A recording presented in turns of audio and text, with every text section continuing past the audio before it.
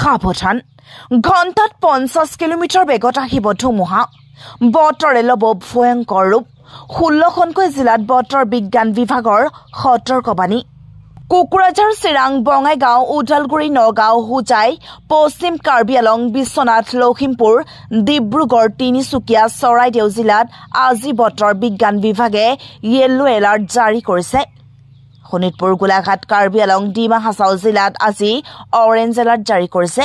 ইয়াৰ লগতে শোণিতপুৰ গোলাঘাট কাৰ্বি আলং ডিমা হাছাও কাৰ্বি আলং উদালগুৰি জিলাত আজি ঘণ্টাত 40ৰ পৰা 50 কিলোমিটাৰ বেগত ধুমুহা আৰু ধাৰাসাৰ বৰষুণ হোৱাৰ সম্ভাৱনা আছে শোণিতপুৰ গোলাঘাট কাৰ্বি আলং আৰু ডিমা হাছাও জিলাত আজি শিলাবৃষ্টি হোৱাৰো সম্ভাৱনা আছে আনফালে কোকৰাঝাৰ আৰু চিৰাং জিলাত আজি ঘণ্টাত 30ৰ পৰা 40 কিলোমিটাৰ বেগত ধুমুহা আৰু বৰষুণ হোৱাৰ সম্ভাৱনা আছে